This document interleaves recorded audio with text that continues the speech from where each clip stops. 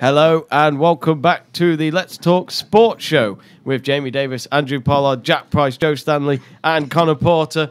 And, yes, it's been nearly a fortnight since the FIFA World Cup begun. That means we're halfway through the tournament ending. It's so sad. But yet again, there's been so many headlines, so many moments that we'll cherish back from the FIFA World Cup, and it's not even over yet. And we've got to talk about what happened on Sunday, because England have won 2 games out of 2. Normally it's drawn 2 out of 2 or lost 2 out of 2. But no, amazingly, England have actually won back-to-back games. English football, as I've already said, is coming home, guys. It's coming home. Andrew, what is going on? We beat Panama. You did. And it's the biggest win since probably 1966 against West Germany. I was thinking since the Second World War. It's a monumental feat, clearly. Part of me feels sorry in a way, because you do have, if England stumble against these teams, such as when they went out against Iceland at the Euros, and you always get people saying, well, it's only Iceland, they should be beating these teams. And then they beat Panama comprehensively, 6-1. And it's like, yeah, but it's only Panama. But you can only beat who's in front of you. And England did that. I think it's always the same with England. They always get that confidence. They have these really easy groups in qualifying, which they fly through. And then it's always the true test is when they play a half decent team, and then they normally stumble, and the hopes are deflated for another couple of years, which is always really fun to see as a Welshman. So we'll see. But again, when do they get a test? Because with Belgium, but with the two of them having both qualified now, is it just kind of they give reserves a run out in that game, both sides, or do they just go for the win and try and keep momentum going?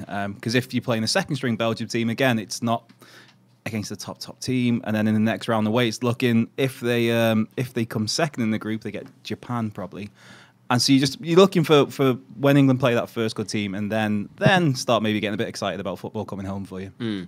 I mean, Jack, it's funny because Belgium have already said on Twitter, the official account, so not fake news, it was the fact that Eden Hazard and Lukaku might not actually be playing in this game due to injuries or something like that from a tweet, and it's already started, hasn't it, Jack? This whole third pointless game when you've already qualified, and maybe we can't even see the big names in this match. Yeah, they might be lying there, because I think that if, like Andrew said, you need to play this last game a bit like a tester for the rest of the competition, I suppose, because like you said, they've had 2, I'd say, fairly easy games. Tunisia and Panama. They're not the hardest teams in the World Cup. So coming into this Belgium one, I think if you play it easy, then you're maybe struggling going into the next round. So I think both teams really need to go out and try and win this and sort of show off to the rest of the competition. Really, like we've played well against these 2 teams, but now we've beat Belgium, or Belgium can go, now we've beat England. Because I think they need to do that. So I think both teams need to put out a strong lineup, because everyone wants to see the stronger sides facing each other. So to see the strong version of Belgium and the strong version of England playing against each other is what people want to see, and I think it would help both sides, whichever one comes out for the win, because I think they'll go on confidence then going into the round of 16. Conor, I'm going to sound like a Liverpool fan right now. It's our year. It's going to be our year. Jordan Pickford, Golden Glove, even though he's got no clean sheets yet. Harry Kane to win the Golden Boot. Jordan Henderson to win Player of the Tournament. I am joking. Are you not? I thought you were like proper enthusiastic then. I was like, oh my goodness, this is a changed Jamie. This is the one that doesn't usually slate the England team. I was like, wow. Well, I mean, after the Iceland defeat, I think I had a right to. But anyway, of course, going back to the Panama game, Harry Kane, 5 goals in 2. Not exactly the best of hat tricks when it's 2 penalties, but either and a way, deflection off the heel. And a deflect. You weren't even looking at goal. You were walking away trying to be not offside. It was a typical Harry Kane doing a claim like he did earlier in the season, where he claimed everything. Well, I think this one was a little bit different, mainly because of the fact that the ball changed completely direction after it hit his heel. Not on the fact that, I was there and I just tapped it in. It's my goal. Christian Eriksen, probably still shaking his fist right now. But yeah, good performance for England against Panama. As Andrew said, you've got to play against the opponent that's in front of you. Today, on the weekend, it was Panama. Later this week, it'll be Belgium. So the same thing applies. Just needs to keep on going, keep the form going. And let's see where this takes us at the moment, because there's a newfound of optimism, really, in the camp. It's very a very good atmosphere, despite the whole Stephen Holland incident with the team sheet and whatnot. But less of that, the better, in my opinion. But do you ever think the media should have just left? Well, I mean, obviously, if you can get the chance to take a photo, you're going to, aren't you? Well, it was an open session, so they had every right to take that photo. Yeah. Plus, the object of the photo was not to take the picture of the team sheet; it was to take the picture of Gareth Southgate's shoulder, because it was just after he'd reported that he'd fell during his 10K and this is what injured happens. his shoulder. So the photographer was taking a picture of the shoulder, and it so happened that the team sheet was in that picture. And then someone else went on the computer, magnifying that image, and then you got to see what that sheet said. But at the end of the day, it wasn't even that team sheet either. So the media got a whole bunch of criticism for absolutely nothing. Fake news. Well, it's not fake news because the picture's right there. But fake news. You want to give a congratulations really to Steve Holland, because he did come out and say to the players that he was apologetic for it, because it's unprofessional at the end of the day. I mean, these days you got folders these days that got covers on them and whatnot, so there's easily ways around it. But hats off to Steve Holland, and hopefully there's no bigger incidences like that in this World Cup for England. See, you wouldn't have had that problem if Sam Allardyce was still in charge, because he wouldn't have been doing the 10K. Sam Allardyce has gone eating burgers at the weekend, mate. William Hill of wine in London. So. Thing is that's what happens when England win a game, though. The manager clearly was celebrating instead of running, let's be honest, and fractured his shoulder. So it's not used to it. Clearly. Not used to it, exactly. I mean, the Welsh are used to it now, aren't they? We kind of are, apart from our 1-0 draw against Panama aside. At least you didn't lose. It was a very different team, and they scored in the 93rd minute. What can I say? Yeah, that's all I'm saying. High spirits there. Yeah. At least you can say your defence is as good as England, because they conceded one as well. Yeah. I was annoyed when we conceded, because I thought about the goal difference, thinking, no, we need it better than Belgium, so we only need a draw in that final game. But no. Yeah, that's a bit of an iffy one as well, because they've been talking about how they could potentially play a weakened squad in this Belgian game too, and how cards could come really into it in terms of fair play and things like that. Saying, "Oh, let's go for the draw and get 2 players sent off or whatnot." But and then we'll finish in second, but still keep our momentum intact. So it's like, let's just play for the win. Let's just keep the momentum, really, because I'd rather have the momentum on our side than going into what should be considered an easier round of 16 game, but for any team that's there at that stage of the tournament has to be given credit and hold to their own merit and show them the respect that they deserve. So whether it's Japan, Colombia, or Senegal that we play against in the next round, still have to show them the respect that they deserve. And then after that, if they get past those teams in the quarterfinals against either Mexico or Germany or whoever, depending on which side of the draw that they come out on, whether they finish first or second, they still need to show the same kind of respect, and hopefully that they do that in the game against Belgium as well, because Belgium, we can't consider that they'll be a walkover either. So let's go to Joe. Joe, how you doing? Not bad, thanks. Not bad. Brazil and Croatia on your T-shirt. We'll talk about them in in a moment's time, but England yesterday. What I liked about the result is, it was against Panama, but it was good football from the team as well. They knew each other. They passed the ball well in the attacks of those goals, and especially Jesse Lingard's goal, which was an absolute stunner, because he's from, the very best, and that is Man United. I thought he didn't play for Liverpool, does he? Ha ha ha ha ha ha ha. Yeah, fantastic goal, to be fair to him.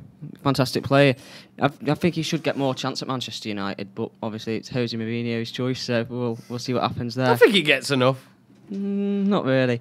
It's him and Rashford that don't get the chances. That's what the headlines were about last season. But away from United, fantastic performance from England. No matter what the opposition are, like Andy said, you've got to play the best style of play as you can. Try and beat them, obviously. And they did. They played fantastic. Going into the game, I thought 3-0. Match Belgium, what they did against them, but 6-1, fantastic.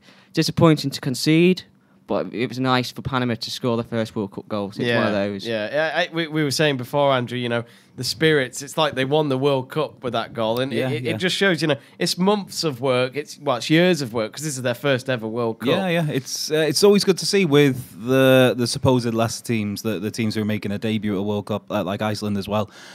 Just these teams, you see how much it means to the players. They're passionate through the national anthems. They're in tears. Sometimes maybe to their detriment. Maybe they get a bit too emotional. I guess similar to what Brazil happened to Brazil in the 2014 World Cup. But you just see what it means to these players. and just what, and to the fans, one goal. They've lost 6-1, but even at the final whistle, there, the Panama fans were celebrating, like you said, as if they won the World Cup. The coach was going crazy when they scored one, and he wasn't really fussed when they were conceding 6. He was just by that point, he was just like kind of chuckling along a bit. Can I jump in and say about Beloy, the goal scorer, at the end of the game? Apparently, he jumped into the crowd or something. Oh, really? At the end of the game, he had his shirt ripped off him, and the fans were just passing him pints, saying, "ER lad," and just passing him the pints. He was necking him in the stands. 10 minutes later, he's completely drunk when he goes to the changing room. Yeah, it's like that weird thing they do in Italy, where at the end of every season they strip down and give all their clothes away, and they're just walking around in their little tiny pants with their with the Scudettos on show. Yeah, that used to be a tradition in England, didn't it? If a player left a club or was retiring, they would strip down and throw the whole kit into the crowd for the fans, but they obviously can't do that anymore. So no, well, I guess they could if they wanted to. I mean, who wants to see Jordan Henderson? That's where I was going. At least.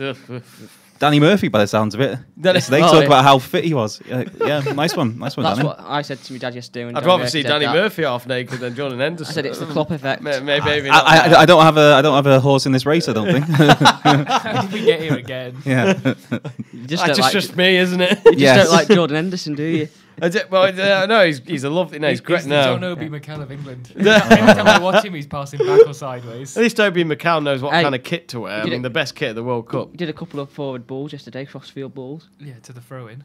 I'm sure Trippier picked one up.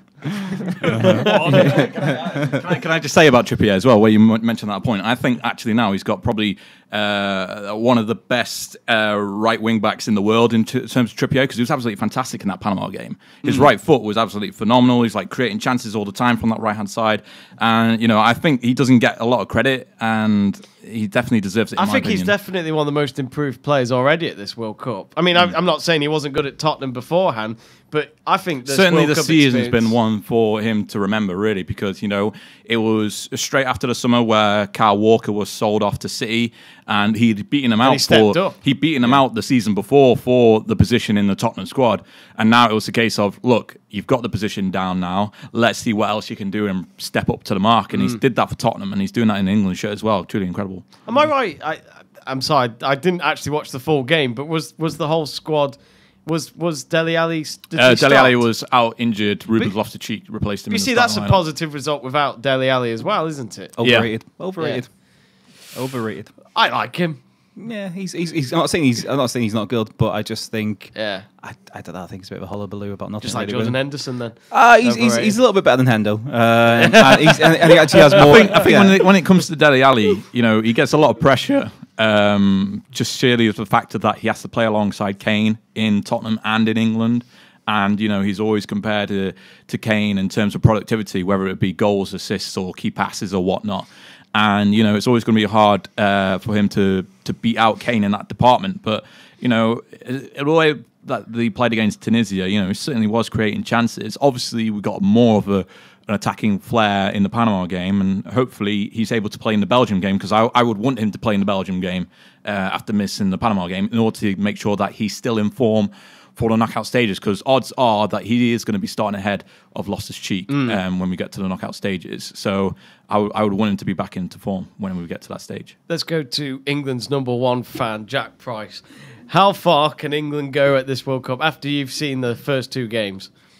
Well, they've certainly done better than, apart from Belgium, who's actually in their group. The rest of the big teams haven't actually done a great deal when you look at them. I mean, Argentina, we're probably going to discuss. It could be the worst Argentina team we've ever seen. And they might still go through, which is annoying. Yeah, Germany are very, very lucky. That Tony Cruz got. We'll talk about them in a bit. But wow. And to be fair, France as well. They seem to be just getting by, scraping through with the 1-0. So I think England certainly have a chance to win this. And Well, the whole World Cup. yeah, I don't see why not. I think Belgium's probably going to be the test for them, apart from Iran, of course. And Mexico, clearly. Mexico, yeah, of course, yeah, them too as well. I mean, you got Herrera in midfield. Come on. So I think Belgium's actually going to be one of the tougher teams in terms of trying to win the World Cup for England. So to be playing them in the same group, on Thursday night will be quite interesting. Andrew, wouldn't you be absolutely thrilled, on 15th of July on a Sunday night, you see England win with the trophy? Well, runners-up medal, probably. But, Yeah, it's that kind of fear factor where, being a totally unbiased Welshman, I would absolutely love to see England get to the final and lose.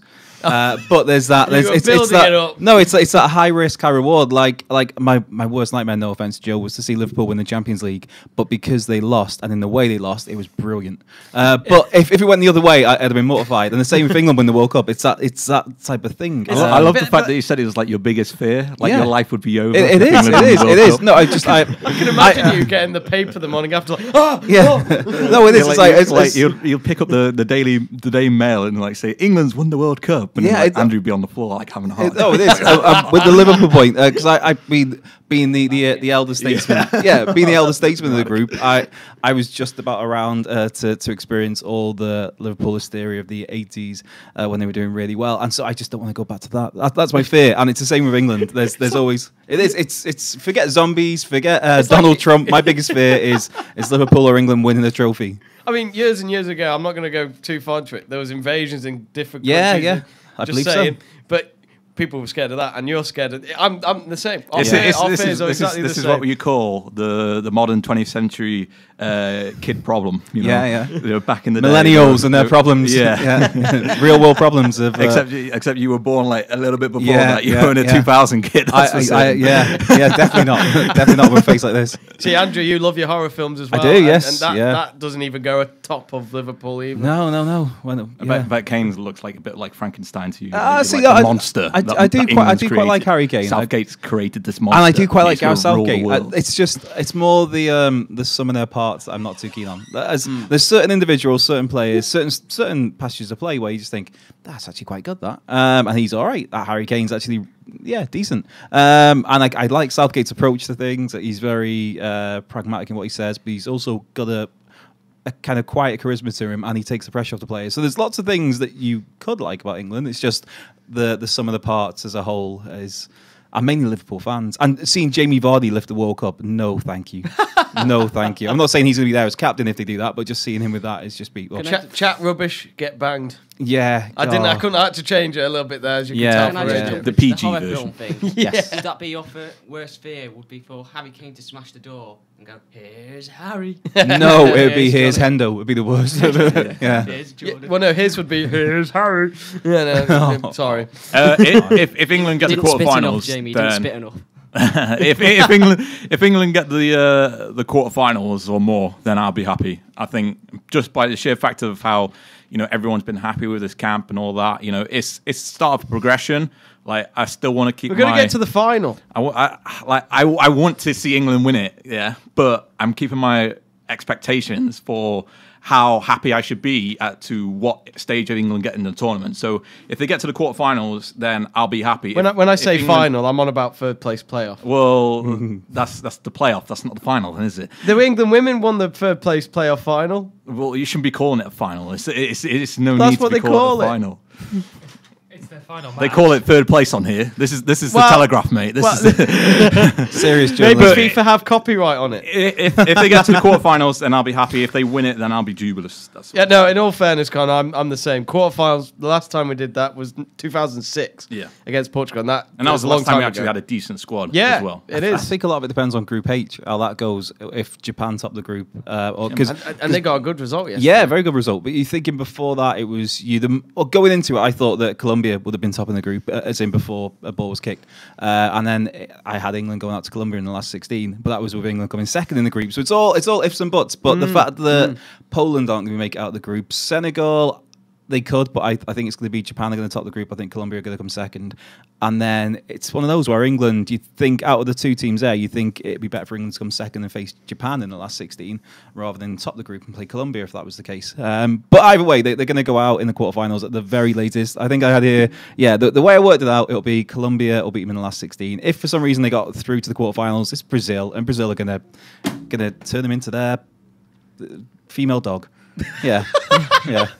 That's where I'm going. Actually. That's where I'm going. That's a good saying. That was a good save. That was a proper De Gea moment where it's about to go in, but it somehow just stayed out. I said to someone the other day, if England won the World Cup, I went, Southgate would need knighthood, and then when actually scrap that, the whole England team would need a knighthood because that's Oh, Jamie no, Vardy. no.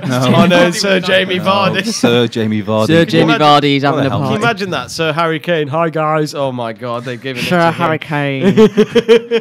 To be honest, they gave it to Andy Murray, so yeah, that was a Sir Phil Jones. Sir. No. Oh, no, that's even worse. Exactly. Could you imagine exactly. the face? Could you imagine the face he pulls as he gets knighted? Who else could get Sir? Oh, Jordan thank goodness Chris Henderson. Smalling wasn't in the squad. Yeah, yeah. Jordan Henderson. Gary Cahill. Sir Danny of Welbeck. Actually, Gary yeah. Cahill's all Sir right. Danny of Welbeck. Yeah. Sir Sir Danny Danny Welbeck. Welbeck. And he hasn't even played a game. Wow. No. Danny Welbeck must love it, thinking, yeah, bench warm, I like this role. Yeah, yeah, yeah. I'm used to this. Anyway, we must have a music break. Yes. We have gone a bit over the top about England, but, you know, it's coming home. As you can see here from this sheet, it's coming home. Anyway, we'll be back after a beautiful day from YouTube, because it really is a beautiful day. Heat wave coming this week, yet again. England, why go to Ibiza or Spain? Come to England this summer. Love the smoke of whiskey. Smoke a whiskey. You Very just good. heard that on Calon FM. Andrew Pollard. Talking about Dimitar Berbatov. Yeah, we were. And it was a Just great want to say intro. about whiskey. It's smoking Yeah, as well. It's not Yeah, You got some cigars, Andrew, have you? Oh, no, dim and smoky with me. Oh. No, but I do like my whiskey. But yeah, Dimitar Berbatov, you just see all these images thought of we him were just gonna like have having a smoke. I thought we were I gonna do have like apologise a to Andrew. I put the wrong mic on at first when the music was ending. I thought we were going to have like Sorry. a cigar and whiskey session in here. I mean, talk about That's a the day next show. on big That's on the big next on big. show. No, talk about our day on big leather armchairs. You know, I could do that, like yeah. swirl our whiskey in the big glasses. Yeah, you know? Have you seen the Let's Talk Sport budget? It's very high in the minuses. Yeah, that's why we got a mobile phone camera recording those. Exactly. It's great, isn't it? That's not on, by the way, so I don't know. Who I'd be the odd one out on that, wouldn't I? What? There's you lot with your whiskey and your cigars, me going, can't smoke, bad chest, Uh, don't drink, driving. Oh, he'd be on the Vimto. No. Oh, yeah. Viv- cheeky Vimto. Yeah. yeah, Ribena, I thought. Yeah. Come on, you got to know what James Milner specifically wants to Or drink. Yorkshire tea, like he had in his picture yesterday. Yorkshire tea. I do like Yorkshire tea. Was it Rich tea Fabian biscuit. Delph that got like customised Yorkshire tea that they sent him? Was it one of the? He got yeah. Ralph's tea, wasn't it? Yeah, yeah. Milner's got one with Millie's tea on it. Was that when they had that like? But that was a bit weak, a bit mild, bit bland. Let's talk. Legend. Let's go back to the World Cup because again another week of shocks, and really I don't know who's going to win this World Cup. The only team that has been consistent is Belgium for me. You know, I've watched Lukaku, and it's funny because don't get me wrong, I think he had a good first season at Man United, even though it could have been better in terms of scoring in the bigger games. But you look at that Belgium squad where there is a setup for Lukaku. As long as he's got that setup behind him, he can score from anywhere. Let's be honest, he can do it against the goalkeepers under pressure, you name it, and he's shown that already in his first two games. And while he's at United, let's be honest, United don't exactly have the great midfielders of Ander Herrera and the only decent and Fellaini. Harsh. What's Yeah. wrong with Ander Herrera? Oh, don't get me started. really? Overrated. What's Oh. right with Ander? Oh, I mean, the only guy thanks to Chelsea, who are our B team in terms of supplies, Uh-huh. Matic has been great, and Mata as well. But If you want anybody else, just give us a call. William, William's William on that. next, Oh, yeah, yeah. sure, £60 million bid, aren't they going in? Yeah. Well, we've just signed Fred. Oh. Anyway, but anyway, we'll The talk chocolate bar. the chocolate bar. Fella. Sorry. I must admit, Wow. when I first heard of the Fred rumor like a few weeks ago, I thought, no, can't buy that old Brazilian strike. He must be overweight by God. now. Like he was Adriano. overweight then. I He was think. overweight, yeah. Even though he still scored 5 goals. That was crazy. Mm-hmm. But anyway, let's talk about Belgium and the other big teams. Belgium, I think, have been good so far as expected. Germany, wow, they like to do it on the last minute, isn't it? Very Typical. German, very German, that. 10 men on the pitch as well. And on the last minute, it was a scintillating free kick. And don't get me wrong, I was happy when I saw the goal because I thought this is a great moment for the World Cup. But then as a Mexico fan, I was like, Yeah. we're not automatically through yet because of this. But Germany yet again, Andrew. Gutted for Sweden, absolutely gutted Yeah. for him. And in fairness, I think Boateng was having a stinker, so him being off the pitch wasn't the worst thing to happen. And you've got to give credit to Joachim Low. I think they ended the game with 2 defenders on the pitch. He did go a bit more all out. I don't get why Julian Brandt didn't start. Because, again, looked lively when he came on. He was one of the few bright spots against Mexico. But, again, they went with Draxler, who had an awful game again. It's just not happening for us. No, not at all. He doesn't seem to offer anything. And it's one of those where if you've got somebody who's having a poor game who isn't offering anything, but at least they're putting a shift in, that's one thing. But he's not one of those players. He's a little bit of a luxury player. And when you've already got Ozil in your team, who is arguably the start. Yeah, of course. But he's like the ultimate luxury player. So it's like with Germany, I think they've got just a few too many passengers with that. But yeah, great goal, great moment for the World Cup. Toni Kroos's free kick. Just heartbreaking for Sweden and obviously for Mexico a little bit. Well, we're still top of the group. It's coming home to Mexico. Yeah, Jack. How many places did it actually come into? It's going to do a trophy tour, around here. But anyway, Jack Rock'emlow, the manager. I'm personally not been a big fan of him at this World Cup because he seems to be going a bit political with the selections, and I still look at it and think, why is Leroy Sané not in this squad? Because I looked at that game and thought he plays 90 minutes. He doesn't stop. He's got the energy. He always has the momentum with the shots as well, as he's shown for Man City. He's another player, just like Toni Kroos, who will put in that 110% effort, and he's still not at the World Cup. Didn't he say he picked him on terms of how well they play on international level, not how they played in the season? Maybe, yeah. So that was the reason why he picked Ozil, who for me has been rubbish for about 4 seasons now. But don't you think you'd have both players anyway?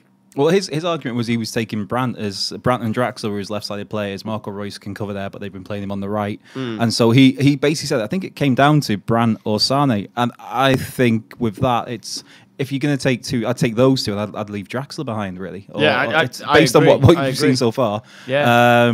And it's still baffling that you've got a German squad in 2018 that still has Mario Gomez in and around it. I know, I don't get but that. he's kind of effective, but he's just a bit of a tool. I can't stand him. I just remember him as a Euro 2012 player to watch. And then that was it. He scored one or twice, but, Balotelli still did better. Destroyed Germany in that semi-final.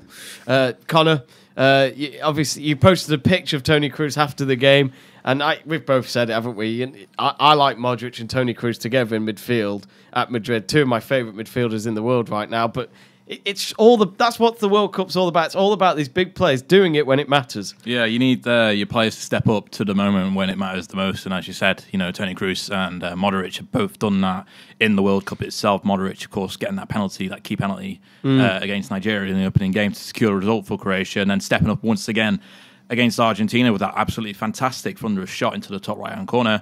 And then Toni Kroos against Sweden, last minute of the game, get a free kick just outside the area, a little short pass to Royce. Royce stops the ball dead, and then he smashes it in the top right corner, and they go off to celebrate. And, you need players like that. And it certainly can be a game changer for any team in the World Cup if they got players like that, because it just gives them a new sense of hope, really. Like, if all else fails, we've got these players that can step up to the mark and get the job done. And you look at other teams around in the World Cup itself, Neymar, okay, he got a late goal against Brazil, but, he still managed to get secured the result for them against Costa Rica when it looked a lot shaky throughout the game. And then you go on the flip side and look at what Messi's doing really at Argentina, Sure, he's got a little bit worse of pieces to work around, but, still got likes of Dybala, Higuain and Aguero to play off as well. So, it just push comes to shove as to how well can these players step up. And, with Messi being in his last World Cup as well, potentially, then, you're expecting something from him in this next game against Nigeria, because otherwise, it has been a World Cup for Messi. And, how many oftentimes can we say that? It's just uncommon, really, in my opinion. So long may the continue of Toni Kroos and Luka Modric be, but let's get something else from other teams as well. It annoys me. And I said this to you probably 12 months ago, even 2 years ago. 2 midfielders who, you look back at the Real Madrid squad back in the early noughties where everyone were at the same level. You talk about Zidane, you talked about Carlos, you talked about Ronaldo. But then you look at the Real Madrid squad now and everyone thinks Cristiano Ronaldo and then Bale behind that. No one talks about anybody else. And it's just another team where there's 2 very underrated midfielders for me. They're rated, but underrated still because they're not talked about enough for me. I like the fact that they're not talked about enough, because then at least they can hide and work in the shadows and be the the key players and that kind of point of view. Because, you know, Toni Kroos still in this Germany squad. He's not exactly the pinnacle of the Germany squad. He's not exactly the central point that they talk about all the time. It's more like Thomas Muller moving forward at the front. You know, how many goals he scored in the 2014 World Cup. You know, Toni Kroos was an assist king then, basically. And that got him the contract. Yeah. And then you go on the flip side with Croatia. You know, Modric was great in the 2014 World Cup, but, you know, everyone was talking about Perisic after that one. See whether or not where he would move to. Eventually moved to Inter Milan, but at the time he was getting attention from United and things like that. We already knew what Modric could do from his time at Tottenham as well. So 2012 could have been something different for United. It certainly could have. But yeah, I like these unspoken heroes really of the World Cup, and hopefully they get the attention they deserve in terms of, you know, contracts and things like that in the future. Absolutely. And it's funny as well, Andrew, how this Croatia team, the golden generation, as they say. I remember when Modric scored, and this commentator said, you know, leads the golden generation, Modric. And I think for Modric, when he scored that goal, it might have been relief, because I remember at Euro 2016, he cried when they went out, and everyone said, is that their last chance to win with this squad? But they must be up there now thinking, we can do this. It's you look at it, it's a very open competition now compared to what it was beforehand. You look at it and you look at, well, basically the big teams haven't turned up. The so-called bigger teams, the majority of them haven't really turned up. They've turned up in fits and starts. With Croatia, they've had 2 wins, 2 great performances, especially that Argentina performance. That's a real a stamp there. It reminds me a little bit of the World Cup '94 with Bulgaria and Germany in a way, all going to Euro '96, and you had Denmark and the Croatian team of that, and that again was a supposed golden era, golden generation led by Davor Suker. And you'd have Zoran Bowman in midfield. You'd have Slaven Bilic as centre half. I think this was. It could have gone either way, the tournament, for the Croatians, because much like Belgium, much like England, much like France were for so long, much like Spain were for the 90s and the 80s, the early 2000s, there's that reputation with Croatia where they've got all these great players, but they tend to bottle it a little bit. They tend to choke at the big tournaments. And that, if you needed a shot of confidence, beating Argentina, so not even a scoreline of 3-0, just the performance itself was comprehensive, completely blew them off the park, and all of their key players clicked. And it's encouraging going forward, Croatia. You're thinking realistically. I don't know. We have a little nose. They The only thing is that they've how things are at the moment. It looks like they could get Denmark in the last 16. Then, I'd fancy them in that. I'd take them in that. Yeah. Then after that, it's the quarterfinals of Portugal, and they could still beat Portugal. Yeah, exactly. Well. You wouldn't. And then again, you look at that, and then that's goes to a semi-final with Mexico, maybe England, but I think Mexico going to knock out England. Of course, Mexico. But yeah, so you're thinking, you look at that route to the final. Yeah, you look to that route to the final, and it's not impossible. It's not impossible. Go Croatia. Go Croatia. Mexico as well. Yeah, I think Mexico. Yeah. I think we're going to see a lot of teams in the quarterfinals and the semi-finals of the World Cup that we've never really seen in that stage before. This is starting to look like 2002 all over again. Yeah. Where you had Turkey and South Korea in the semis.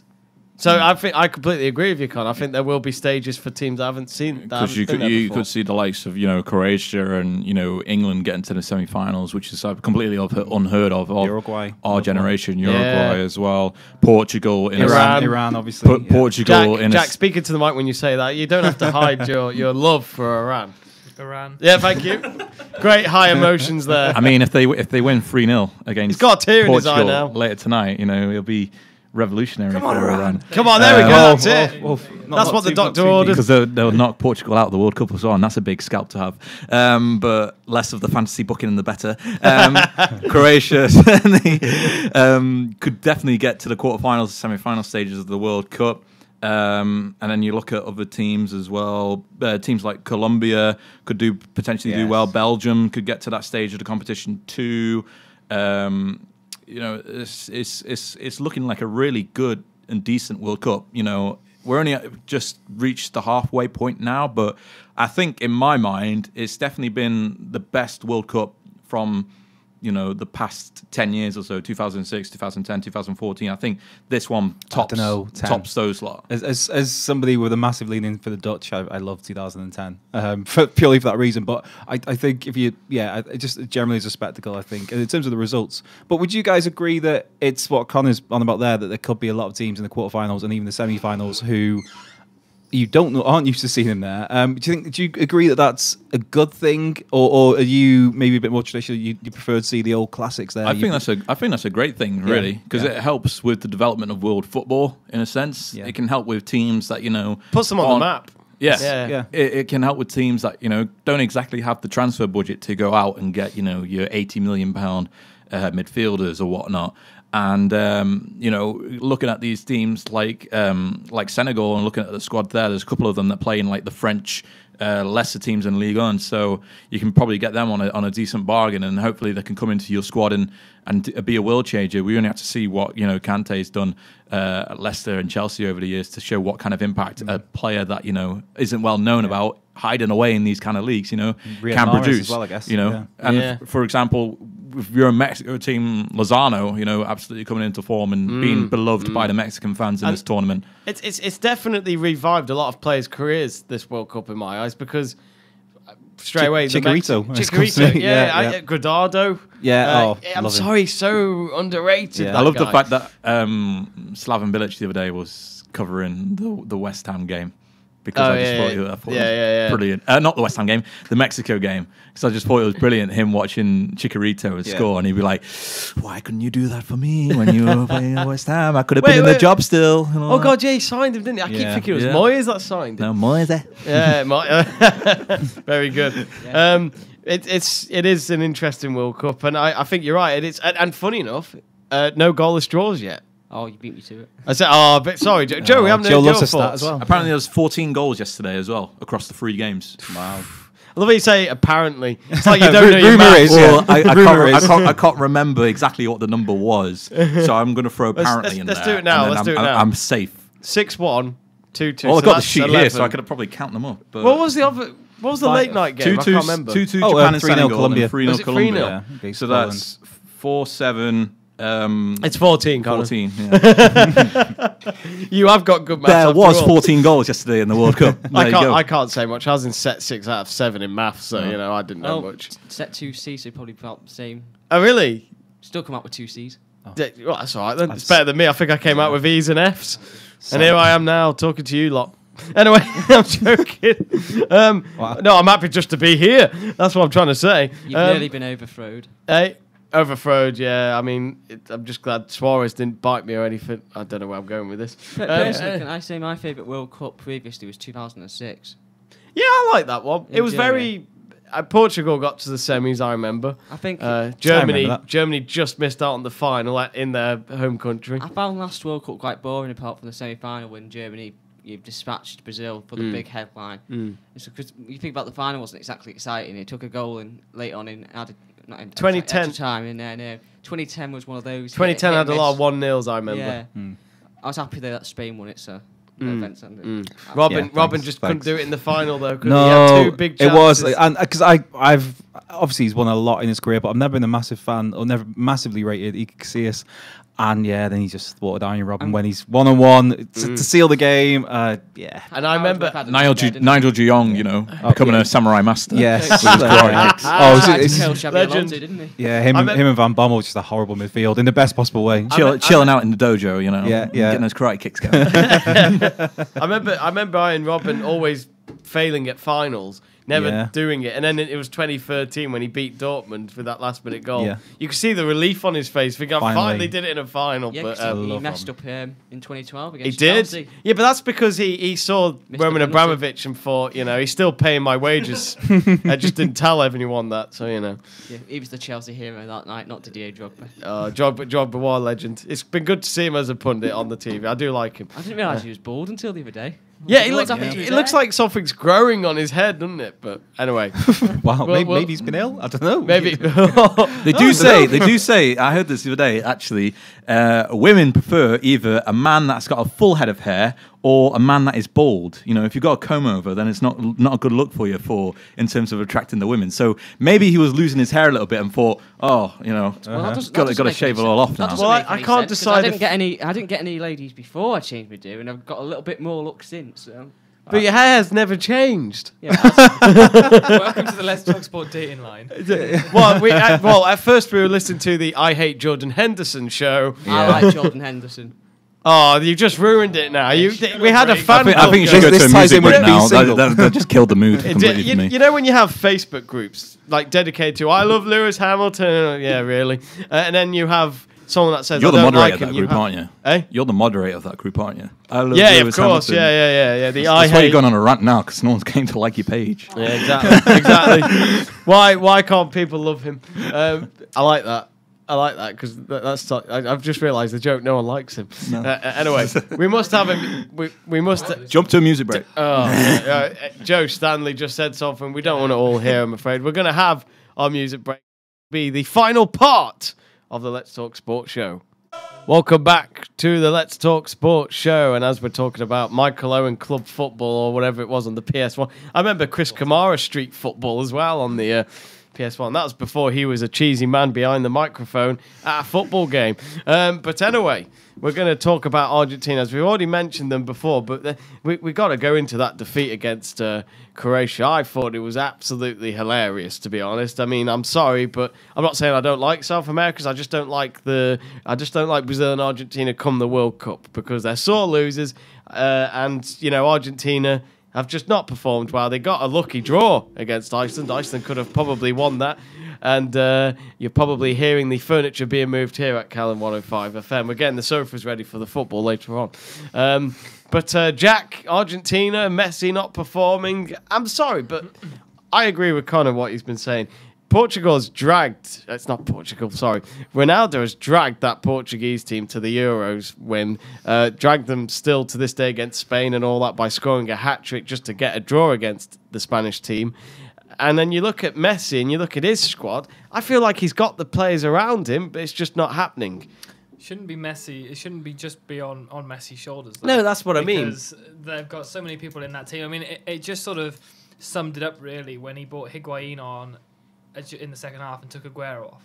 Yeah, and keep Aguero. Just find a way. And then to put all of Dybala comes on as well. You just think that you've got the team. Yeah, just leave them all up front. You know that you can't play in defence.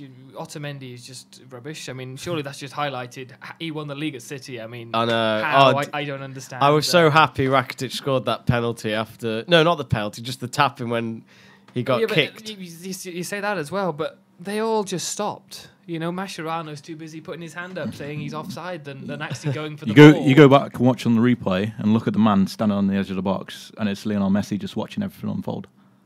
Well, yeah, because he's like, what's the point? It's got to that stage. So shouldn't he be criticised then for standing there and saying, what's the point when there are only 2 goals to 1 down? In all fairness, Jack is saying that the whole team. He has been criticised. He's the only person they're criticising. But it's like Lionel Messi, but the whole team needs to look at it. But this is what I mean, though, because people go on and say Ronaldo has done it for Portugal, and I agree, he has done it. But you look at the Portuguese team, and let's be honest, it's rubbish. There's no one decent in there apart from. No, I think this is. Lewis Nani's a good player, but No, there's this misconception that Portugal, or I had this argument with someone this morning that Portugal are a one-man team. There's one man that gets all the headlines, but the reason they function so well as a team, I'd say Portugal are a far better team than Argentina. Argentina have got far better players because Portugal, they've got a lot of good players. But each and every one of those good players, like a João Moutinho, like a Quaresma if he starts, like a Bernardo Silva, William Carvalho, you got the 2 attacking fullbacks in Cedric and Guerrero.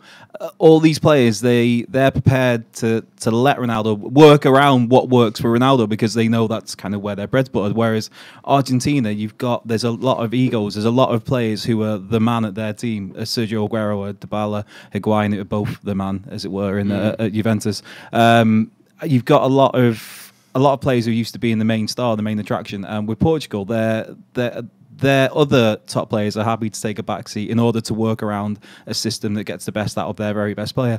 I think that's the difference with it. But I wouldn't say Portugal are a one-man team at all. I just think they know how to get the best out of their main player. Well, a lot of people complain to me because I've been quite vocal about it. Oh yeah, you're Ronaldo. You're a Messi fan. Basically, very pro Ronaldo. Oh, yeah? A lot of people, a lot of people said to me, Ronaldo gets the ball wherever he wants in the final third and whatnot, and Messi never gets that opportunity because all the other attacking players are taking it away from him and going forward. It's like, well, first of all, if you've got any data to back that up, then please back that up because when I look at the heat maps, they're basically the same. Ronaldo's picking the ball up in midfield and going on for opportunities, and Messi's doing exactly the same thing. So that's why, for me, it becomes down to who's taking the most of their chances. And it's Ronaldo by a long shot because, not only is he ahead of him on the terms of goal scoring, but as far as I'm aware, he's having a lot more chances, opportunities at goal when both of them have played now similar kind of opponents, Spain to Croatia and Iceland to Morocco. Monaco? I'd love to see Monaco in the World Cup, but I'm pretty sure they haven't got the annex from France just yet. But but yeah, they're very similar opponents, and we always talk about how Ronaldo and Messi are similar players in terms of GOAT level status, but. For me, this World Cup separates completely. It's an argument to say that Ronaldo has gone ahead of Messi by a bit now, in my opinion. I will say this now, though. I hate the comparison. I still, to this day, hate this whole comparison. I understand why people hate it. Ronaldo and Messi have said in press conferences, they've said it. Messi has always praised him and Ronaldo's praised him, which is great to see because, instead of going on against, about yourself, saying, I'm the best player in the world, etc. But they've even told the media, no, you're the ones who started the comparison. We're just two footballers doing very well for our club and, well, arguably country as well.